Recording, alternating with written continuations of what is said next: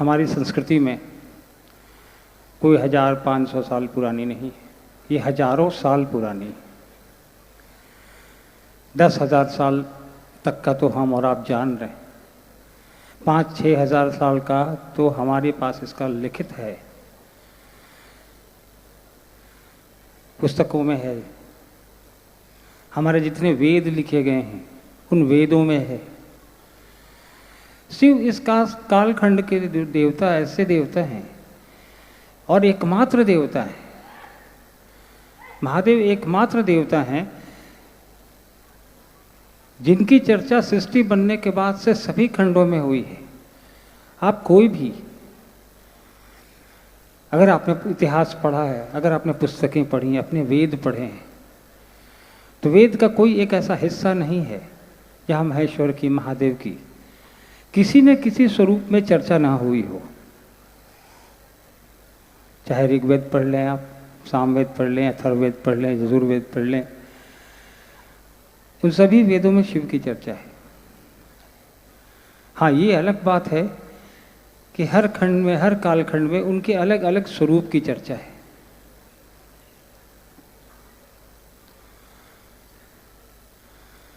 लोगों ने कई खंडों में शिव के कई स्वरूपों की पूजा की। शुरुआत के दिनों में आपने, हमने पढ़ा है सिंधु घाटी सभ्यता। सिंधु घाटी सभ्यता में जो खुदाई में चीज़ें मिली, जो अवशेष मिले,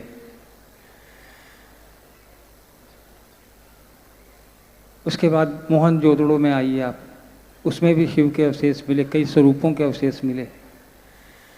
कभी पशुपतिनाथ के रूप में उनके अवशेष मिले, कभी नटराज के रूप में मिले, लेकिन मिले हर जगह, क्योंकि संस्कृति में शिव हर जगह व्याप्त हैं। एक चीज़ हमेशा जानिए, सभ्यताएं बदलती रहती हैं, नष्ट होती रहती हैं, संस्कृति कभी नष्ट नहीं होती। सभ्यताओं को इतिहास में बदलते आपने, हमने देखा है। सभ्यताएं पुस्तकों में आई, अब हम आपकी जानकारी में वो पुस्तकों में ही है। लेकिन महेश्वर शिव हमारी संस्कृति में है, इसलिए 10,000 साल पहले से जो चला आ रहा है वो आज भी है और आगे भी रहेगा। आप रामायण पढ़िए, रामचरितमानस पढ़िए, उसमें भी आप देखेंगे शिव के विभिन्न स्वरूपों की में से एक स्वरूप की चर्चा है। मतलब हर युग में शिव प्रासंगिक हैं। महेश्वर शिव, जिनको हम लोग देवता के रूप में पूजते आ रहे हैं, वो हर खंड में प्रासंगिक हैं। उनकी महत्ता को, उनकी उपस्थिति को किसी सभ्यता ने नकारा नहीं, और ये हमारे आपके बीच व्याप्ति है उनकी कि हम उनके स्वरूप को लेकर आज हजारों साल से चले आ रहे हैं।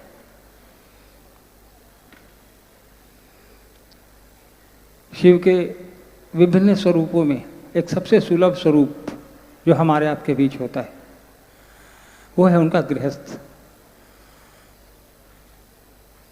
साहब ने कहा कि शिव की शिष्यता में, महागुरु की शिष्यता में स्वरूप को पकड़ने की बजाय हम लोग उनके गुरु रूप को पकड़ लें, क्योंकि महादेव के स्वरूप तो बहुत हैं, सहस्त्र नाम हैं उनके, हम और आप जानते हैं, पढ़ते भी हैं। तो हमने आपने महादेव के गुरु स्वरूप को पकड़ा, जिससे हमारा आपका परिचय साहब और दीदी ने कराया। हम उस अवस्था में हैं थे जहाँ हमारे आपके बीच अभी थोड़ी देर पहले एक गुरु भाई कह भी रहे थे ना कि हम भटक रहे थे।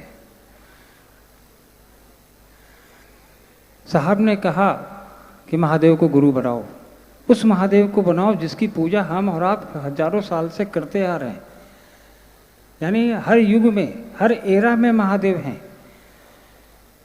उनकी व्याप्ति है, आज के युग में भी हैं। कोई भोला बाबा के लिए कंधा पे कांवर लेके जाता है, कोई जंगलों में भटकता है, मंदिरों में, शिवलिंगों में, पहाड़ों पर जल चढ़ाता है, तो व्याप्ति तो उनकी है, हर जगह है, जंगल से लेकर के हर जगह उनकी उपस्थिति है भगवान के रूप में, कहीं मंदिरों में, कहीं शिवालयों में, कहीं मूर्ति में। हम और आप हर जगह पूजते हैं उनको। साहब ने कहा उसी शिव को, उसी महेश्वर को जो हमारे संस्कृति में है, जो हमारे घर में है, जो हमारे घर घर का बाबा है, उस महादेव को अपना गुरु बना लो।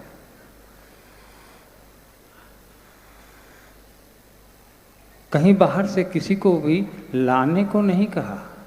उन्होंने कहा तुम्हारे घर में बैठा है,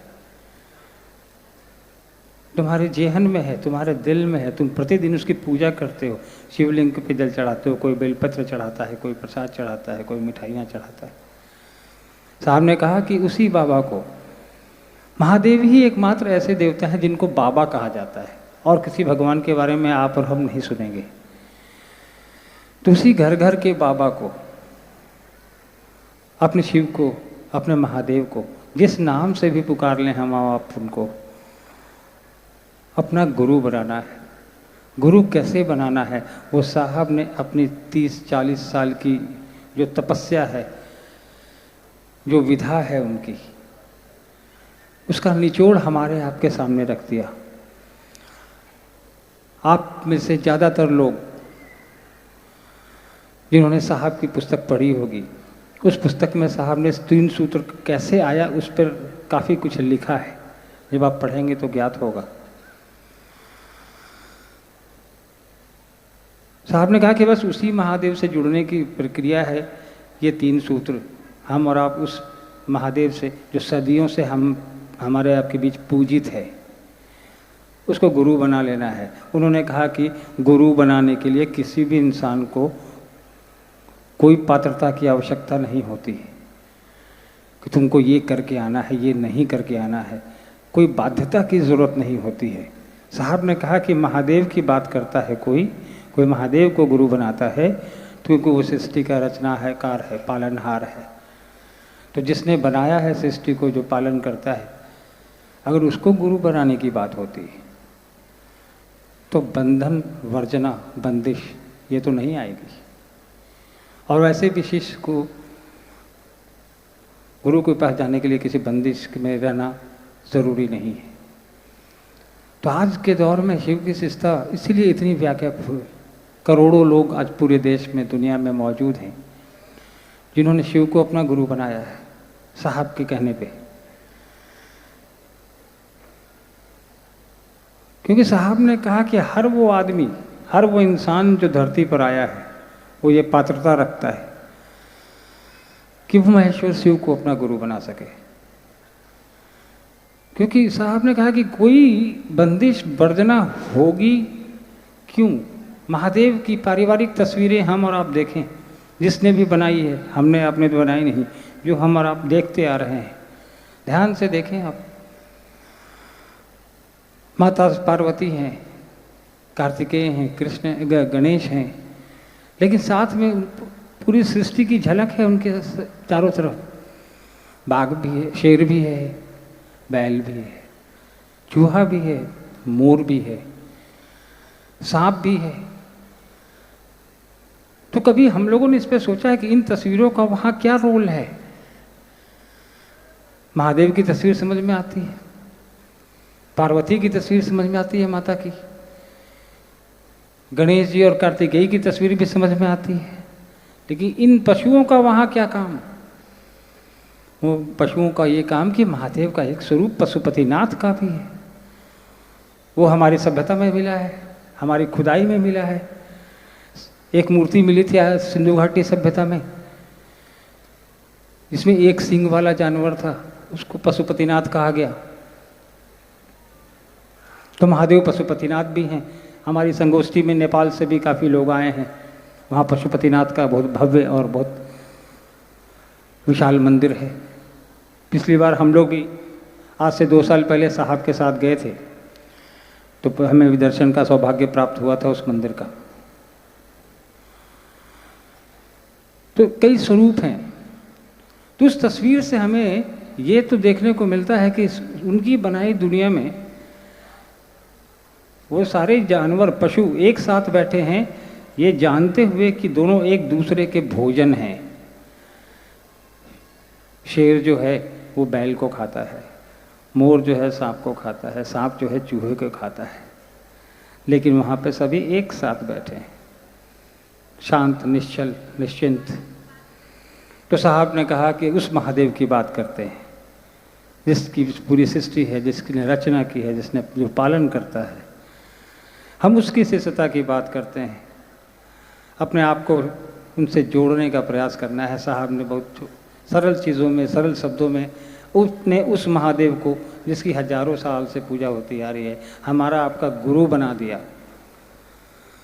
गुरु बना के क्या हमें करना है ये भी बता दिया। ऐसा नहीं है कि शिव पहले गुरु नहीं थे, पहले भी थे।